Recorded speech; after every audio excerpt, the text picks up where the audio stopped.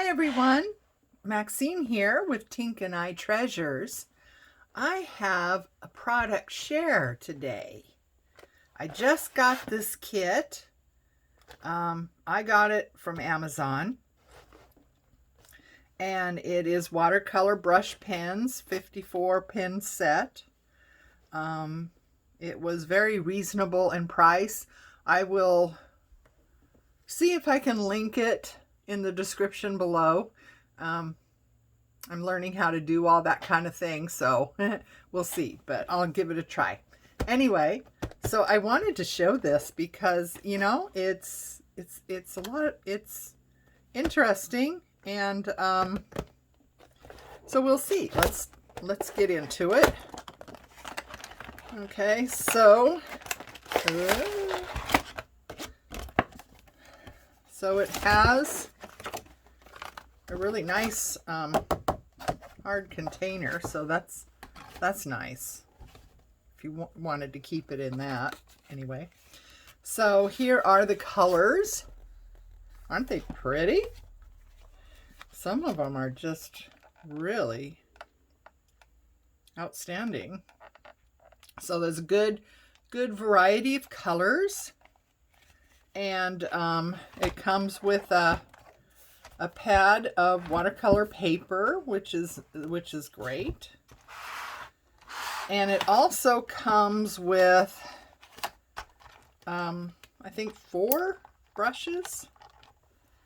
Now this one has a flat end to it. These are water brushes, so you can either dip them in water and use them like a regular brush, or you can fill this chamber with water. See, it opens up like that, and you can fill that with water, and you could take this, you know, out and about, which is nice.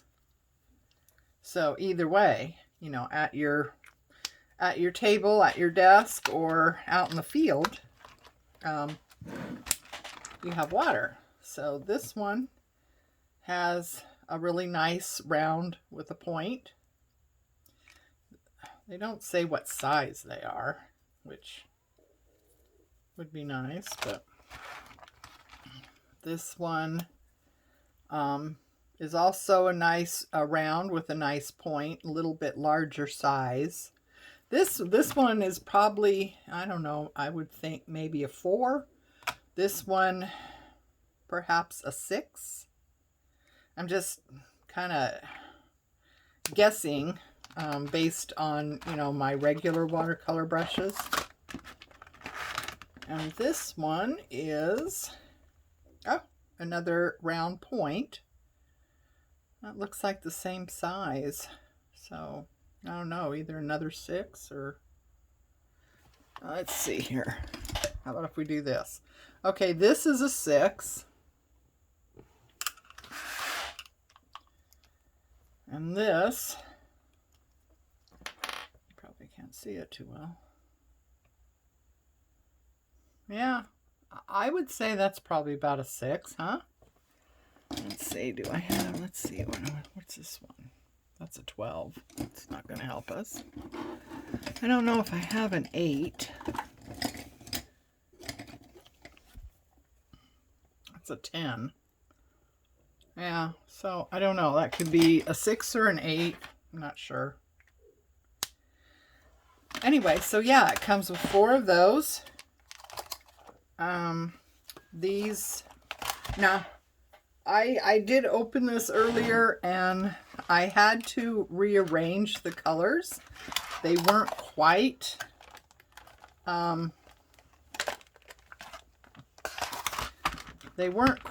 matching this, the way this is laid out, and well, I just wanted it to. So anyway, now I have these are going in the same as those.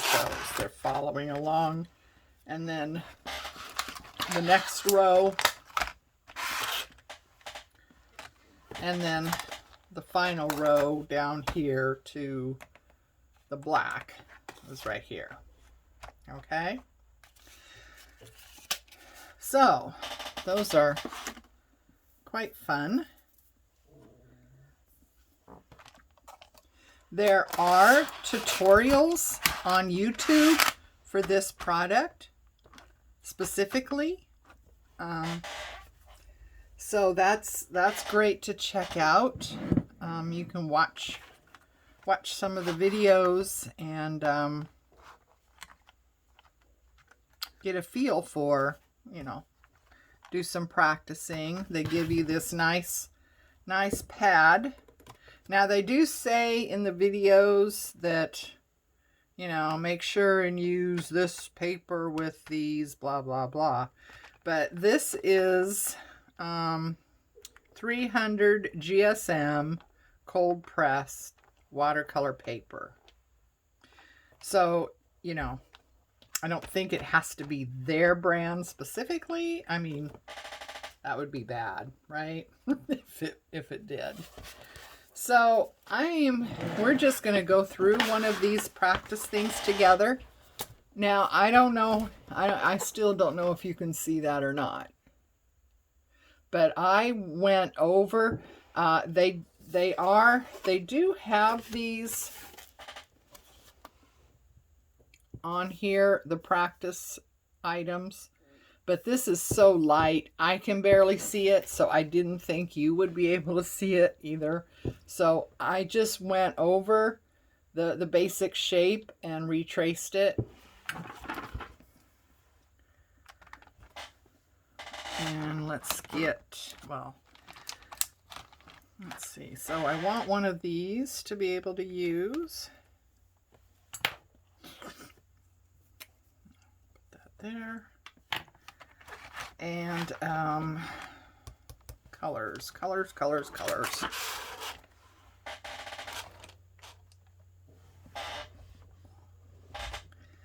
Let's see, we want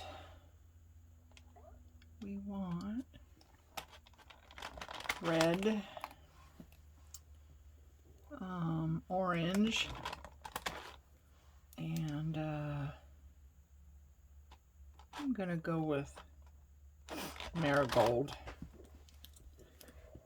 They have you choose different colors, but that's what I'm gonna do. Okay, so let's get started here.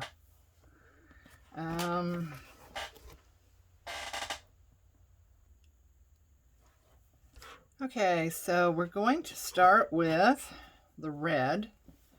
I am going to wet, I hope I'm in frame, yes. I'm going to wet this a little bit with just plain water.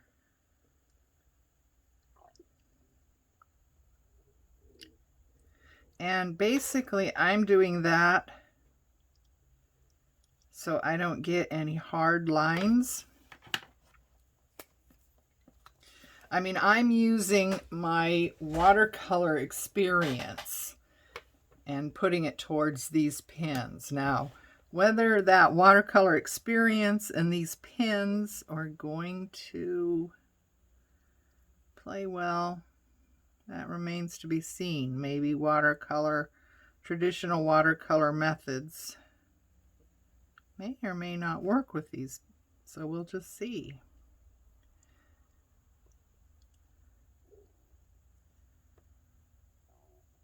So, we're gonna come down there. They have a nice sharp, well, that's probably not helping, is it? A nice sharp tip. So, you know, you can kind of get into little areas.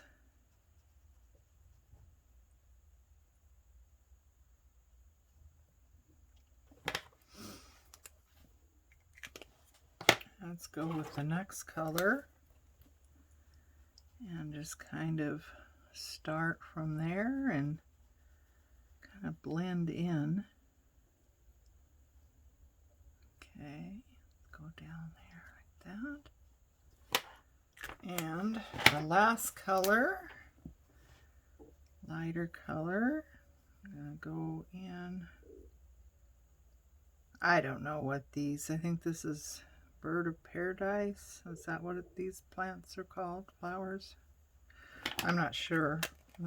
That's probably not what they look like, but that's all right, you know.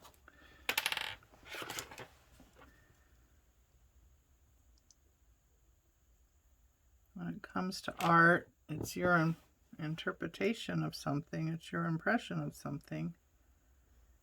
It doesn't, I mean, if you want it exact, take a photo, right?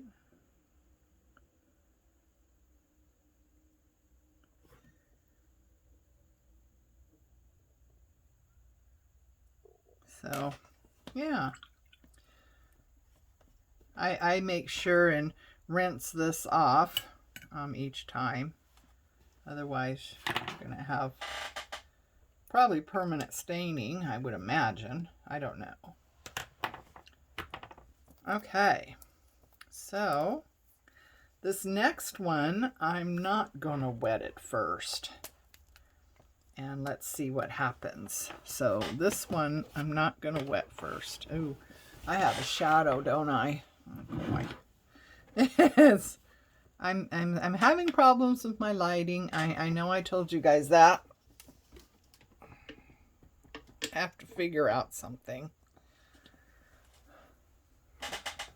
My old studio had the best light. Unfortunately, it gets really hot or cold in that area because it's kind of a workroom off the garage that I initially set up as a studio because it was a great space. It has a wonderful view. It's got humongous windows that I spent thousands of dollars to replace and get updated windows, which may or may not have been a brilliant thing to do. But it does get rather cold out there in the winter. It gets pretty hot in the summer. And I found, and I did work out there probably for over a year. Both my work, my corporate job, because I've been working from home, and my studio. And so I did work out there for a little over a year, but and I dealt with the heating and the cooling issues with fans and heaters and what have you, but Wi-Fi was a problem. And that was not working, so I had to move operations, which was not an easy task. And the space I have now is a lot smaller. Everything is a lot more cramped. I'm constantly trying to figure out, you know, storage and organization and that kind of thing. I have great Wi-Fi, and of course heating and air conditioning is no problem because I'm in the house now.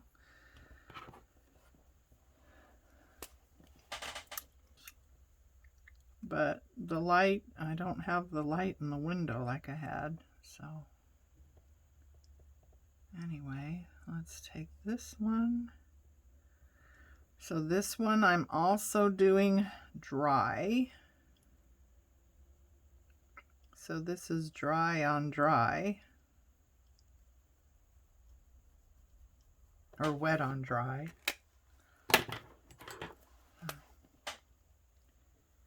And you can see, we can kind of tell a little bit of a difference. So I'll go like that. Take the lighter color. You want to work quick. If it's dry paper and you don't have it wet first, you need to work quick in order for it not to get those harsh lines and to be able to still do some blending and stuff. So now I'm taking the water brush and just going in and, you know, kind of blending get a better point there. So, yeah. Oops. Rinse it off first. So, if we can tell a difference, this first one, I got the paper a little wet first and then put the paint down, and these two were dry and I put the paint down. And I like these two because they have a sharper edge. This one is kind of, I don't know if you can see it, but this edge is kind of a little bit frayed because, you know, it was wet when it went down. So this, I want to let that dry here. So let's move on to the other two pieces of this thing, which are kind of blues. So let's see what we got here. We got all these colors. I mean, they could be any color we want, right?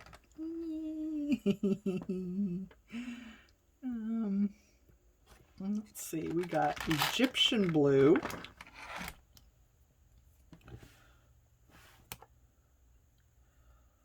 And deep purple, amethyst. It's supposed to be, I think it's supposed to be purple, but blues and purples, but, well, that might clash. That might clash with the other colors, so let's go with the purple. They also have, one purple, deep purple, and they have two violets, a violet and a light violet, several blues. Okay, so these, let's see. So I'm going to try something a little bit different. Okay, I'm going to wet the middle instead of wetting to the edges, because I like that sharper edge that we get, but I'm going to wet in the middle so I don't get hard edges in the middle. So let's see what happens here. It's always fun to try out new things and see how they work, you know. Of course, you know, most people would do little doodles or little shapes, you know, initially to try it out, which is great. Yeah, I mean, that's fine. Me, I kind of jump right in with both feet. So, you know, I'm either triumphant or I fail miserably.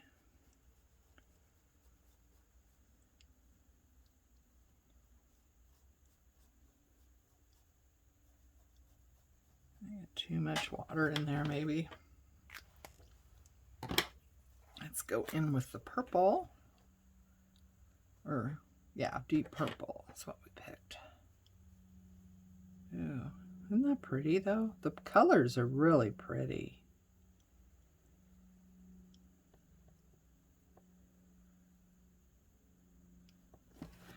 I have to admit, I don't think I'm a fan of this particular flower. I don't know. I don't like the spiky look. Flowers should not be spiky.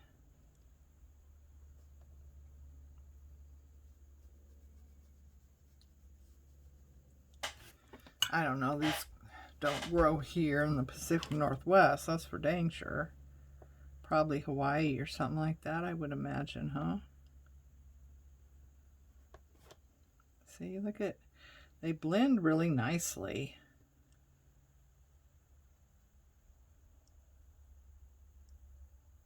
Look at that. You can drag the color.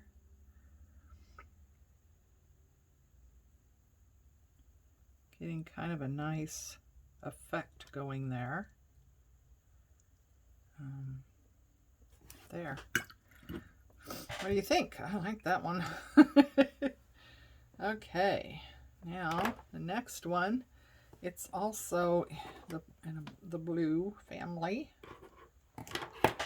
So I kind of like how that looked when we put just a little bit of water in the middle. So I'm just going to get the middle wet again, just so it blends and we don't get hard edges in the middle, but we want to keep the hard edge on the outside of the shape. One thing you want to keep in mind when you're painting, especially if you're starting out and you're kind of intimidated by it, instead of thinking I'm painting a flower or a rose or, you know, whatever it is you're painting, instead of seeing it as a flower, just look at the shapes. You know, don't paint a rose. Paint petal shapes, if that makes sense. So you're not looking at painting a rose, you're just painting, you know, a variety of shapes. So that was midnight blue that we used. Now that looks more like a purple to me.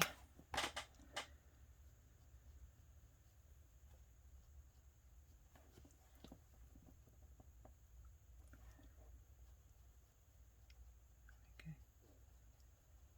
In there, and don't want to get hard edges in the middle of this. Just take that up a little bit more. You know, and you can change this too. You don't have to do exactly what they have. You could change it up, you know, however you want to. It's yours, you know. So put some water on that. This is the water brush or the blending brush. You know, you use it either or. I don't have any water in this one. I'm just using it in my water here as a like you would a normal brush. Okay, let's see, what color do we want? Deep purple.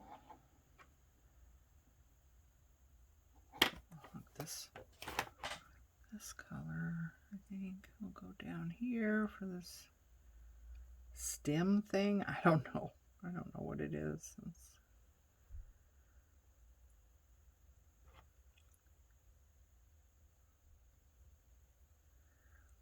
Blend that in there a little bit more. And I think this is dry enough, so we can take this one down.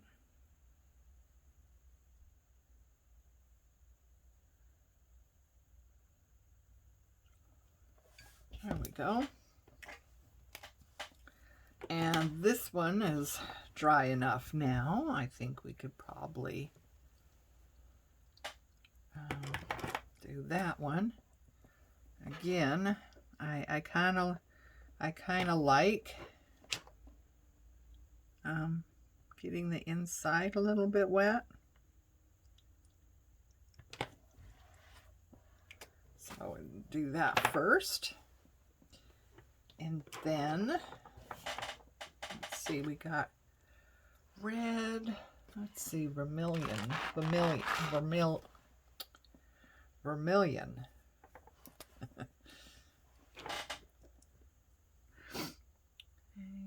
Okay, start it out at the point. Yeah, so these brushes have nice points to them.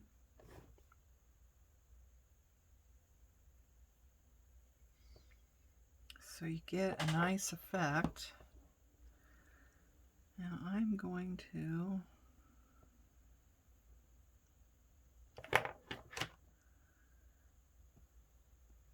bring that down, go like that. Okay.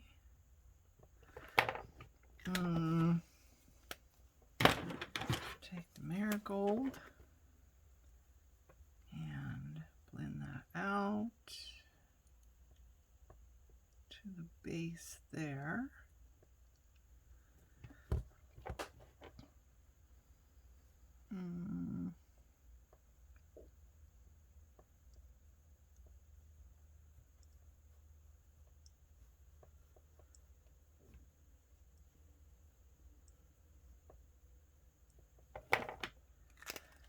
Okay, and a red one.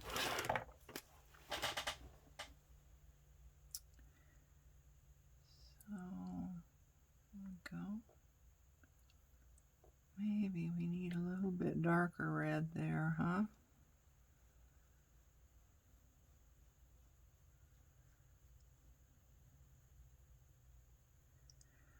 Depending on how much water you have on the paper already, it could lessen the intensity of the pigment. Let's use this color, carmine. I've never heard of that color before. I don't have that in the watercolors I use, but it's all right. Okay, let's see here. Do a little bit. Blend that color a little bit. I was trying to get something here, but I don't believe I was successful.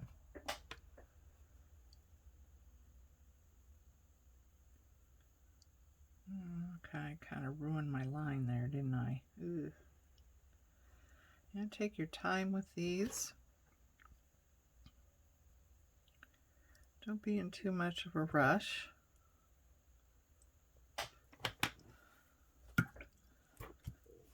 Let's see.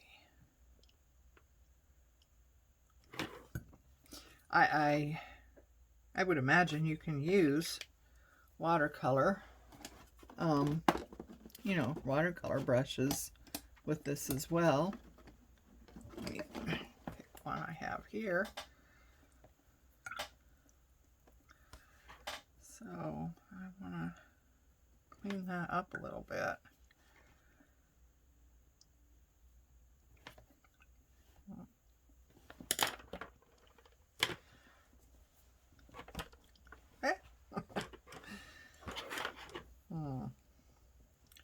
So what I use when I do watercolor is a white. It's just a what do they call it? Face washcloth. So it's more environmentally friendly than using rolls and rolls and rolls of paper towels. You just, you know, you can get a set of like, I don't know, 5 or 10 of these white ones. They're very inexpensive. I mean, they're not towels you would want to use, you know. They're very inexpensive towels, but they're great for, you know, for this. I don't know if you can even see what I'm doing here. Get those out of the way. So, you know, you use this to clean your brush, to dry your brush, to take some of the moisture out of your brush. And okay, we're gonna have to come back to that one. It's too wet right now. Okay, so Oh, I guess I don't want to continue to use that one. I'm using their stuff, right? And let's see, where is... Actually, I want one that's a little... No, that's the square one. I don't use square brushes. I mean, in watercoloring, I don't use square brushes, so I'm just going to kind of stay away from that one. Let's see, so we want to get the wet in the middle here, just a little damp, not too wet. Too much water seems to dilute the pigment quite a bit. So don't want a lot. I just kind of want a sheen. You just want a sheen on your paper, not puddles. That makes sense.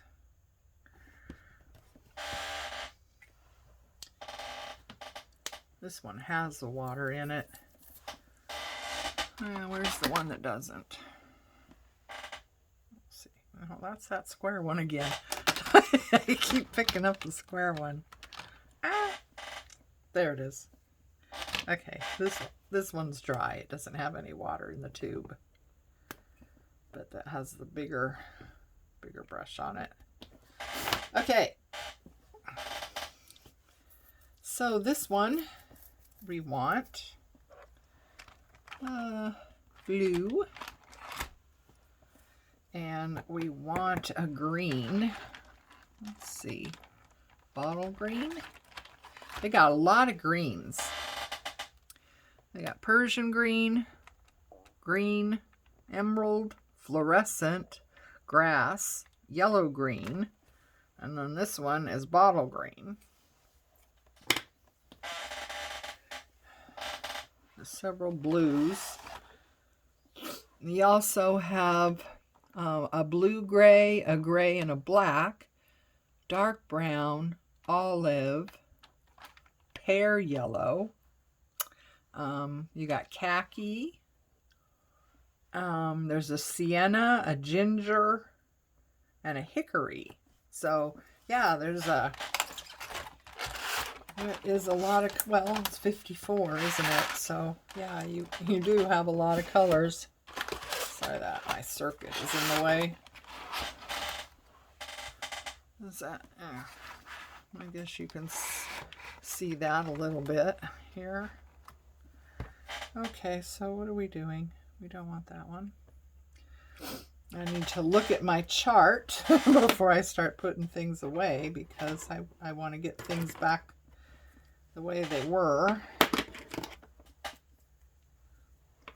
Because I'm just, you know, I want that color chart to match up with what's on, you know, how they're arranged.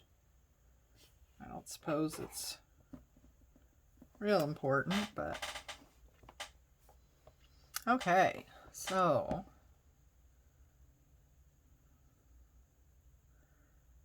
yeah, nice point. They have a nice point on them.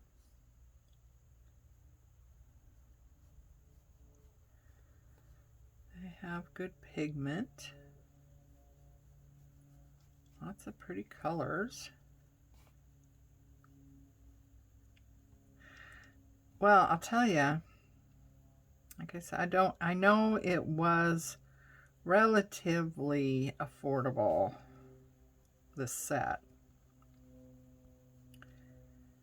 I can say one thing with all certainty is that 54 colors in this set is quite a bit less expensive than 54 colors, you know, of watercolor. I mean, good quality professional watercolor, that is. I don't know about student grades. I have stayed away from them even when I first started watercolor. I stayed away from student grades. I just, you just don't get the results with the student grade. At least I didn't. I mean, so, I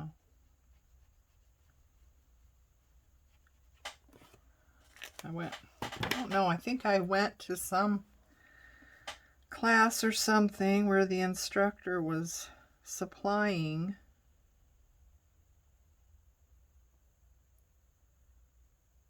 the supplies, the paints, the paper, all that stuff, and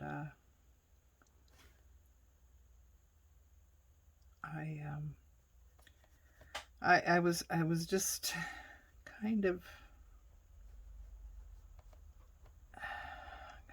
frustrated and kind of surprised that, because I had been doing watercolor for a little while, and I wasn't quite getting the results that, I expected to get. And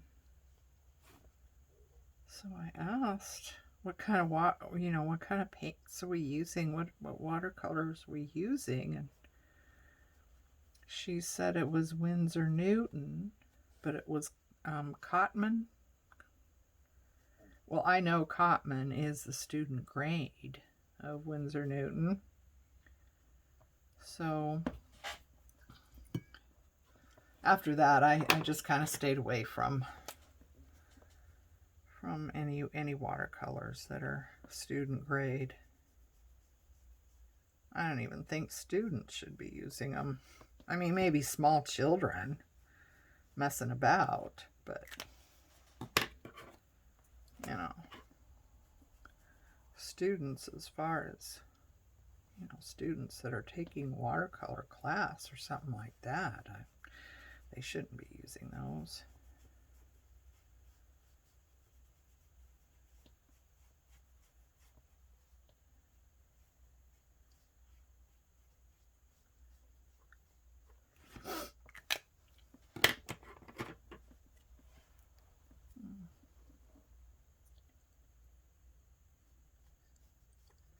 So yeah, I would get Cotsman for my grandkids to mess about with, for sure. But even if a child is really serious about painting and wants to learn how to paint, I wouldn't get those kind for them. But this set might be just the thing. I mean, we're not doing watercolors, are we? We are doing embellishments for our journals and stuff. And don't use paints that often, but once in a while. I mean, like I have one of those Tim Holtz die cut sets of the wildflowers, and those are really, I really like those. And I die cut on either white cardstock or black. And the black, of course, I leave as black because, like I always say, a little bit of black, a little bit of bling. But the white, I tend to do more of, because some of them I leave white. Others I will watercolor and actually, color them.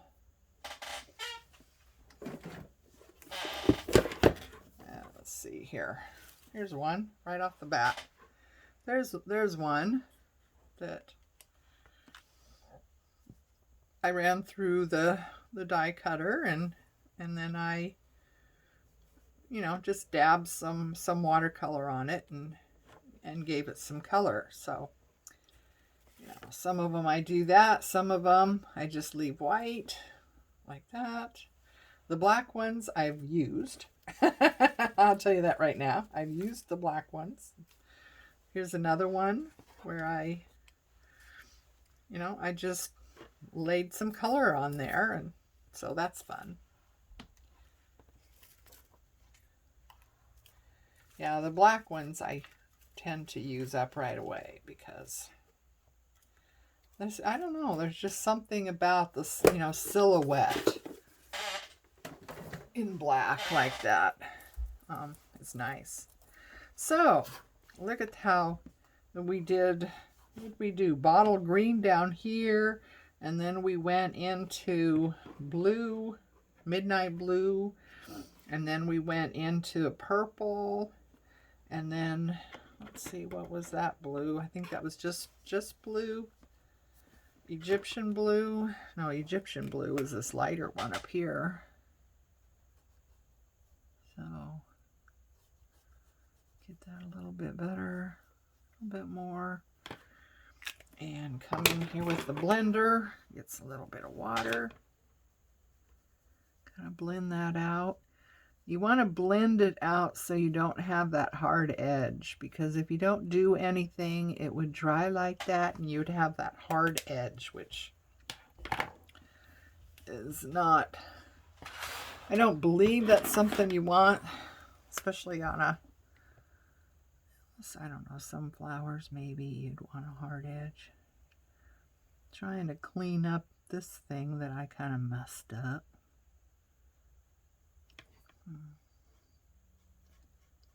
So yeah, I don't know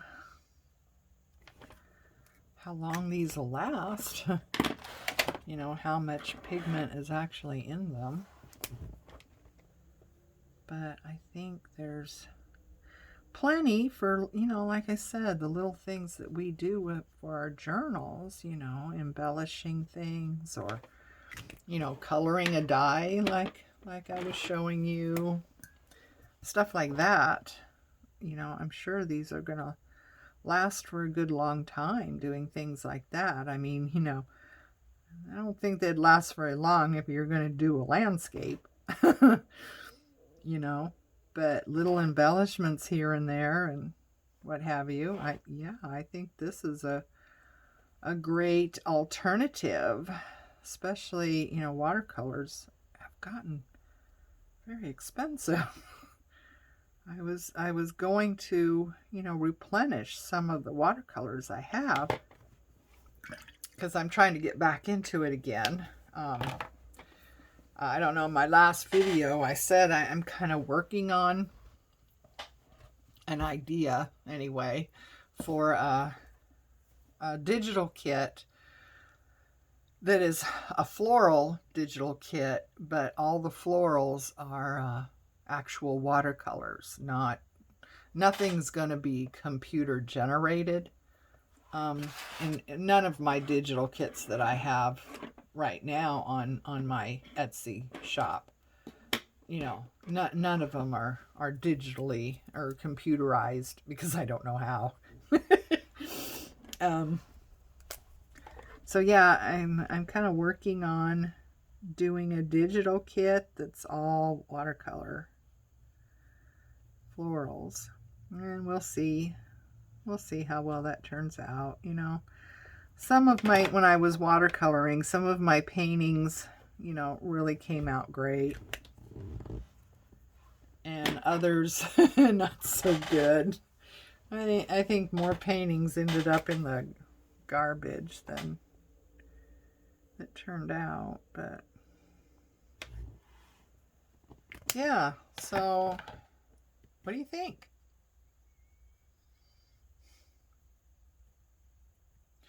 I don't think this right here is quite right.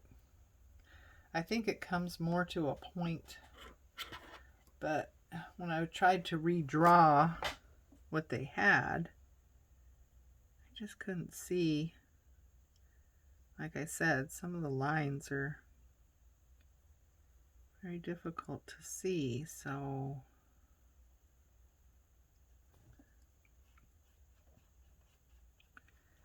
what I do like about flowers is that there's no perspective.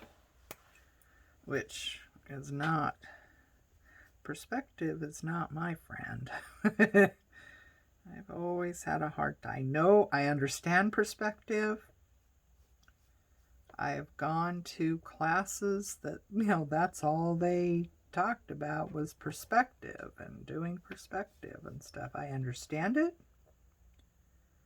I know about the horizon line and the vanishing point and all that kind of stuff. But I still struggle with it. So I prefer flowers because they do not have a perspective. There it is, purple. Get some of that purple in here. I could mess with this all day, couldn't I? And I think we're probably about done here. I just wanted to share this with you guys so you can get a chance to look and see, how this stuff works and whether or not this is anything that, you might be interested in having in your arsenal of supplies.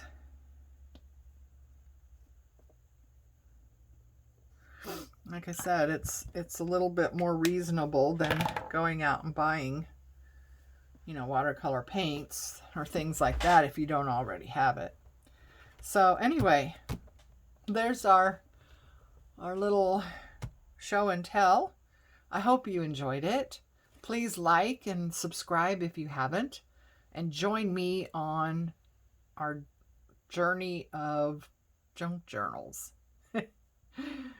Bye for now. Take care and love each other. I'll see you next time. Bye-bye.